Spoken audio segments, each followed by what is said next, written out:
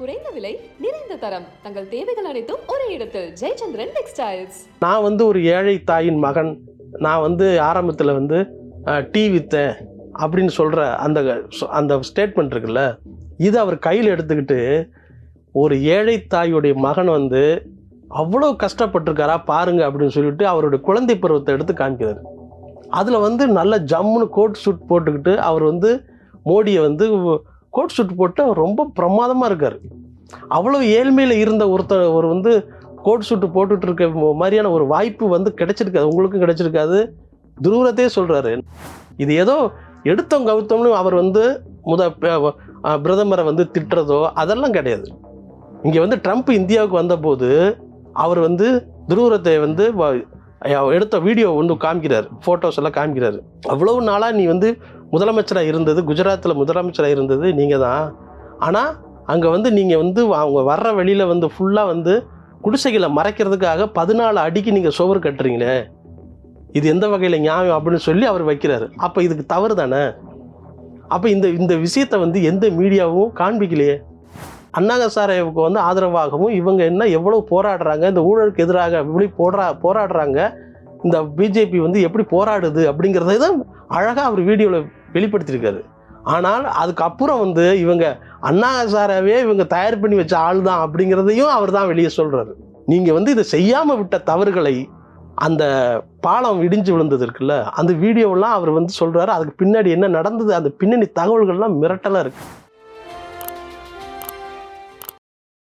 வணக்கம் அண்ணா. வணக்கம். இந்த தேர்தல் முடிவில் பலருக்கும் பெரிய ஆச்சரியமளித்த விஷயம் அப்படிங்கிறது வட இந்தியாவோட முடிவு தான். அதுவும் குறிப்பாக உத்தரப்பிரதேசம் எப்பவுமே உத்தரப்பிரதேசத்தோட முடிவு தான் இந்தியாவோட ஒரு முடிவை தீர்மானிக்கிற ஒரு ட்ரெண்டுன்னு சொல்லுவாங்க. இந்த ட்ரிப் பார்த்தீங்கன்னா பாஜக ரொம்ப நம்பின இடம். ஆனால் உத்தரப்பிரதேசத்தில் குறிப்பாக நடுத்தர மக்கள், உயர் நடுத்தர மக்கள் பாஜகவோட ஒரு பெரிய ஓட்டு வங்கி அவங்க மாறியிருக்காங்க. அவங்க மாறுறதுக்கு முக்கிய காரணமாக ஒரு ஆளை எல்லாருமே சொல்கிறாங்க. அது யாருன்னா ஒரு யூடியூபர் துருவ் ராத்தே. துருவ் ராத்தே வீடியோ அங்கே ஸ்ட்ரீட்லேயே ஸ்க்ரீன் கட்டி போடுறாங்க. காலேஜ் யூனிவர்சிட்டிஸ்லாம் ஸ்டூடெண்ட்ஸ் இதாக பார்க்குறாங்க அப்படின்னு சொல்கிறாங்க. தொடர்ந்து அவர் போட்ட யூடியூப் வீடியோக்கள் அங்கே பாஜகவுக்கு எதிராக ஒரு பெரிய வேலை செஞ்சுருக்கு அப்படின்னு நேற்றிலிருந்தே ஒரு சோஷியல் மீடியாவில் ஒரு வைரலாக இருக்கார். இந்த துருவ் ராத்தே யார், அவர் என்ன செஞ்சுருக்காரு அப்படிங்கிற சமயம் நம்ம வீடியோவில் பேசலாம். துருவ் ராத்தே வீடியோ நானும் பார்த்துருக்கேன்.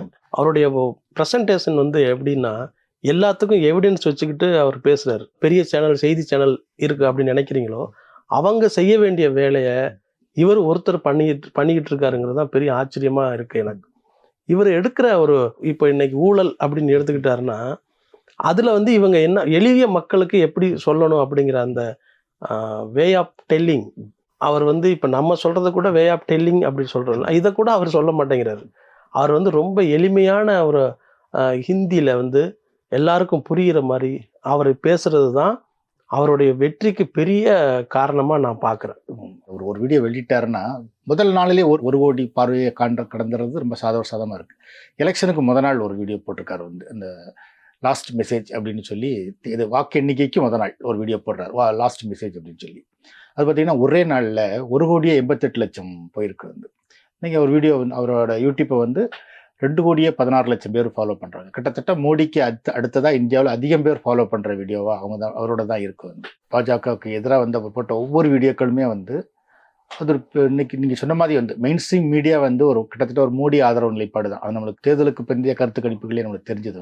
இந்த மாதிரி நேரத்தில் வட இந்தியாவில் மக்கள் ஒரு உண்மையான தகவல்களை தெரிஞ்சுக்கிறதுக்கு அதிகமாக யூடியூப் சேனலை சார்ந்திருக்காங்க. அதில் குறிப்பாக இவரை சார்ந்திருக்காங்க. இவரை அவங்க தேர்வு பண்ணதுக்கு காரணம், இவ்வளவு வியூவர்ஸ் வருவதுக்கு காரணம் மெயின் ஸ்ட்ரீம் மீடியாக்களுடைய மிகப்பெரிய தோல்வி தான். மிகப்பெரிய தோல்வி. அவங்க என்ன பண்றாங்க அப்படின்னா, அரசாங்கம் என்ன சொல்லுதோ அதை வாசிக்கிறாங்க. அந்த வாசிக்கிறதுனால தான் பொதுமக்களுக்கு இந்த செய்தியில பின்னாடியான விஷயங்கள் நமக்கு தெரியலையே அப்படிங்கிற அந்த தேடுதல் தான் இன்னைக்கு துருவ் ராத்தே யூடியூப்ல போய் பார்க்க வேண்டிய கட்டாயத்தை ஏற்படுத்தியிருக்கு. இனிமேலாவது மெயின் ஸ்ட்ரீம் மீடியாவில் இருக்கிற அந்த சேனல்ஸ் புரிஞ்சுக்கணும். சும்மா விளம்பரம் கொடுக்குறாங்க அப்படிங்கிறதுக்காகவும், அல்லது அவங்க எதிர்ப்பு வரும் அப்படிங்கிறதுக்காகவும் அவங்க ஒரு நேர்மையை கடைபிடிக்கவே இல்லை. அந்த நேர்மையை துருவ் ராத்தே கிட்ட பொதுமக்கள் பார்த்தது தான் இதில் உள்ள நம்ம ரொம்பவும் கவனிக்க வேண்டியது. இதை அடுத்தடுத்து துருவ் ராத்தேயுடைய தேடுதலாக இருக்கு பார்த்தீங்களா, அது வந்து இந்த மெயின் ஸ்ட்ரீம் மீடியாக்கள் வந்து ரொம்ப கவனத்தில் எடுத்துக்க வேண்டிய இருக்கு. துருராத்தையுமே வந்து ஆரம்பத்தில் மோடியோட ஒரு ஃபாலோவராக தான் இருந்திருக்காரு. வந்து 2014 எலெக்ஷனில் வந்து மோடி மூலமாக ஒரு மாற்றம் வரும் அப்படின்னு நம்பினவங்களில் அவரும் ஒருத்தராக இருந்திருக்காரு.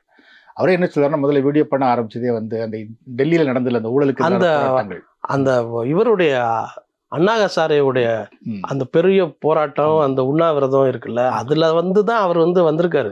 அவர் மட்டும் இல்ல, நம்மளும் தான் வந்து மோடி வந்து பெரிய மாற்றத்தை ஏற்படுத்திடுவாருன்னு நாம நினைச்சது துருவரத்தை மாதிரி நாமளும் பண்ணோம்.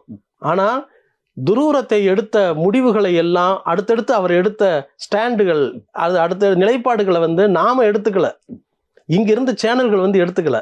அவங்க என்ன கொடுத்தாங்களோ அந்த செய்தி அவங்க வாசிக்க ஆரம்பிச்சது தான் மிகப்பெரிய தவறா போயிடுச்சு. இந்த மெயின் ஸ்ட்ரீம் மீடியாக்கள் வந்து அந்த தவறை தொடர்ந்து அவங்க செய்துக்கிட்டே இருந்தாங்க. அதனால அவங்க மேல மக்களுக்கு வந்து நம்பிக்கை இல்லாமல் போயிடுச்சு. செய்தி சேனல்னா என்ன சொல்லணும், நீங்க வந்து ஒரு செய்திக்கு பின்னாடி இருக்கிற தவறுகளை வந்து நீங்க கண்டுபிடிக்கணும். இது ஒரு காலத்துல எப்படி இருந்தது அப்படின்னா, ஒரு கள்ள ஓட்டு போடுற ஒருத்தனுடைய நடவடிக்கை, அதாவது இப்போ வந்து பாருங்க, அந்த அவர் வந்து கள்ள ஓட்டு போட உள்ள நுழைகிறார், அவர் வந்து இந்த இடத்துல மை வைக்கிறார், இங்க வந்து மை வைக்காம போறார் அப்படிங்கிறதெல்லாம் ஸ்டெப் பை ஸ்டெப்பா பிரிண்ட் மீடியாக்களிலும் செய்தி சேனல்கள்லையும் முன்னாடி காமிச்சுக்கிட்டு இருந்தாங்க. இப்போ அதை வந்து காமிக்கிறது இல்லையே. ஒருத்தன் வந்து ஒரு வீடியோ வந்து ஒரு ஓட்டு போட்டுட்டு மை வச்சுட்டு வந்த பிறகு நீங்க போ அப்படின்னு சொல்லிட்டு ஒருத்தன் நின்றுட்டு அவனா ஓட்டு போடுறான். தான் நினைக்கிற கட்சி ஜெயிக்கணுங்கிறதுக்காக ஓட்டு போடுறான். இது எந்த கட்சிங்கிறது இல்லை. அவன் ஓட்டு போடுறத அதை வந்து இங்கே வந்து அதுக்கப்புறமான நிகழ்வுகளில் வந்து இது யாருமே பேசுறதே கிடையாது. ஆனால் துருவரத்தை பேசினார். குறிப்பாக எனக்கு ரொம்ப பிடிச்சிருந்த ஒரு வீடியோ என்ன அப்படின்னா, நான் வந்து ஒரு ஏழை தாயின் மகன், நான் வந்து ஆரம்பத்தில் வந்து டீ வித்தேன் அப்படின்னு சொல்கிற அந்த ஸ்டேட்மெண்ட் இருக்குல்ல, இது அவர் கையில் எடுத்துக்கிட்டு ஒரு ஏழை தாயுடைய மகன் வந்து அவ்வளோ கஷ்டப்பட்டிருக்காரா பாருங்க அப்படின்னு சொல்லிட்டு அவருடைய குழந்தை பருவத்தை எடுத்து காமிக்கிறார். அதில் வந்து நல்ல ஜம்முன்னு கோட் சூட் போட்டுக்கிட்டு அவர் வந்து மோடியை வந்து கோட் சூட் போட்டு அவர் ரொம்ப பிரமாதமாக இருக்கார். அவ்வளோ ஏழ்மையில் இருந்த ஒரு வந்து கோட் சூட்டு போட்டுட்டு இருக்க மாதிரியான ஒரு வாய்ப்பு வந்து கிடைச்சிருக்காது, உங்களுக்கும் கிடைச்சிருக்காது. துருவரத்தையே சொல்கிறாரு, நானும் வந்து கஷ்டப்பட்ட குடும்பத்திலேருந்து வந்தவன் தான், ஆனால் என்னுடைய சூழ்நிலை வந்து இந்த மாதிரி கோட் சூட் நான் போட்டதுக்கு இல்லை. ஆனால் மோடியோட தந்தையார் வந்து டீ வித்துருக்காரு, அதைத்தான் மீடியாக்கள் வந்து திரிச்சு இவர் டீ வித்துருக்காரு அப்படிங்கிறத வந்து சொல்லிக்கிட்டே இருக்காங்க. இந்த உண்மையை வந்து துருவரத்தை வெளியிட்டு இருக்காரு. அப்போ மீடியாவுக்கும் சேர்த்து தான் அவர் வந்து பேசினார். அதாவது மீடியாவுக்கு நீங்களும் தப்பு பண்ணியிருக்கீங்க, அதை நீங்க தெரிஞ்சுக்கங்க அப்படிங்கிறத வந்து மீடியாவுக்கு சொல்லியிருக்காரு. அதை வந்து எனக்கு ரொம்ப பிடிச்சிருந்த அந்த நேர்மை இருக்குல்ல, அது எனக்கு ரொம்ப பிடிச்சிருந்தது. அந்த தேர்தலுக்கு பிந்தைய கருத்து கணிப்பு ஒன்று வெளிவந்தது. எல்லாத்துலேயுமே வந்து மோடி தனி மெஜாரிட்டியோட வருவார் அப்படிங்கிற மாதிரி கிட்டத்தட்ட 350 வரைக்கும் எல்லாமே போட்டிருந்தாங்க வந்து. ஆனால் இன்னைக்கு முடிவு வேற மாதிரி வந்திருக்கு. அதுக்கு பிறகு யார் எந்த மீடியாவும் வந்து நாங்கள் தப்பாக கணிச்சிட்டோம் அப்படிங்கிறத வருத்தம் தெரிவிக்கவே இல்லை. வந்து அவங்க அதை கடந்துக்கிட்டு அவங்க பாட்டுக்கு பேசிக்கிட்டே இருக்காங்க. அது ரொம்ப தப்பு. நீங்க வந்து உங்களுக்கு வசதிப்படுற ஒரு விஷயத்த வந்து நீங்க வந்து உட்காந்து பேசுனீங்கல்ல, நீங்க பேசுனதெல்லாம் எவ்வளவு தவறு அப்படிங்கிறத நீங்க ஒத்துக்கணும். இதுவும் மீடியாவுடைய கடமை தான் அப்படி நான் நினைக்கிறேன். அதை வந்து துருவரத்தை வந்து செய்தார். நீங்க இதை வந்து நீங்க ஜஸ்ட் லைக் தட் நாங்கள் இன்னைக்கு பேசணும், இப்போ வந்து முடிஞ்சு போச்சு, இது நடந்தது வேற மாதிரி இருக்கு, அதுக்கு எங்களுக்கு எந்த சம்பந்தம் இல்லாம அப்படிங்கிற ஒரு மனோபாவத்துல வந்து மொத்த மீடியா நடந்துக்க கூடாது. நீ அப்போ வந்து என்ன சொல்லி நீ வந்து பேசுன, அப்ப நீ அதே மாதிரி ஒரு டிபேட் வை, நீ ஏன் வந்து தப்பு பண்ணங்கிறத சொல்ல. அப்படி சொன்னாதான் நீ வந்து பப்ளிக் பொதுமக்களுக்கு நீ நியாயமா நடந்துக்கிறேன்னு நாமனே செய்தியை தர்ற அப்படிங்கிறது அர்த்தம். எலெக்ஷன் முடிஞ்ச பிறகு தொடர்ந்து நடக்கும்போது 1008 விஷயத்த பேசுறாங்க.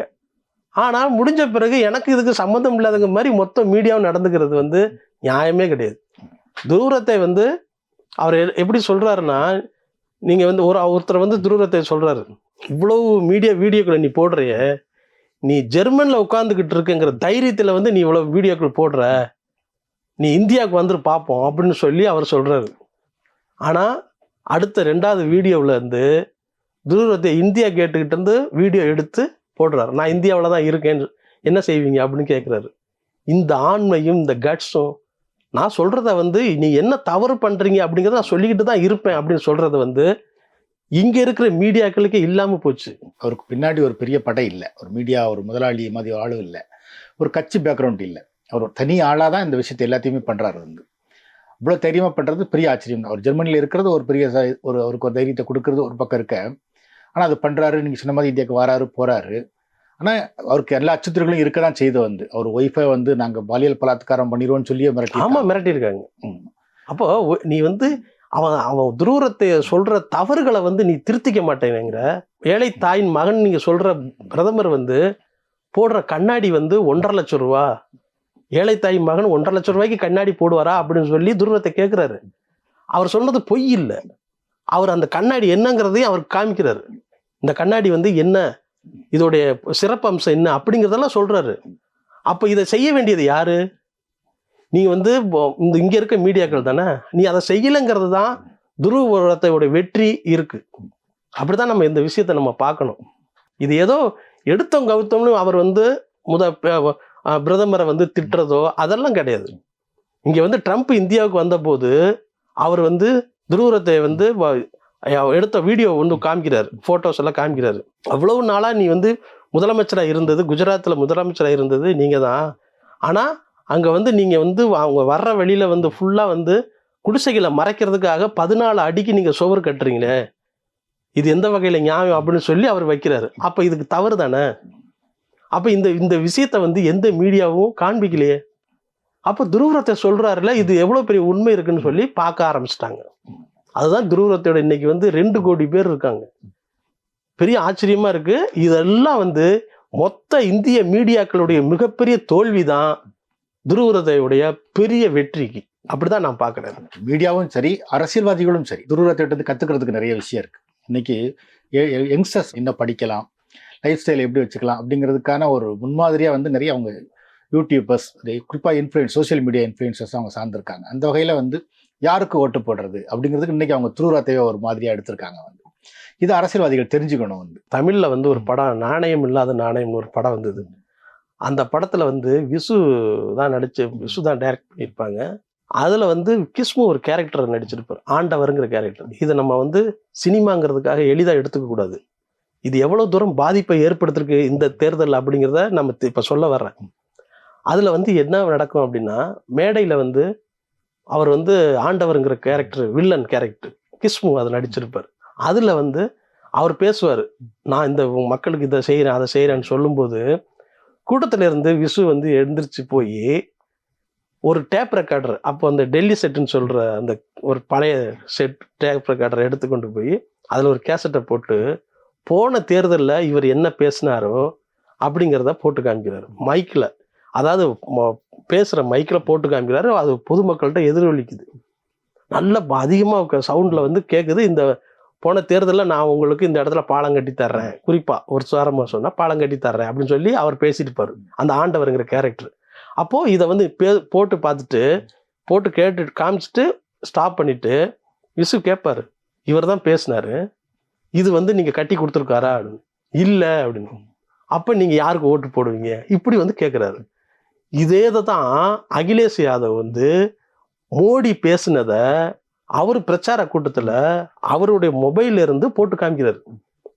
அப்போ இதை சினிமாவில் என்னைக்கோ ஒருத்தர் பண்ணிட்டாரு இல்லையா. இப்ப அதை தான் இவங்க எடுத்து பண்ணியிருக்காங்க.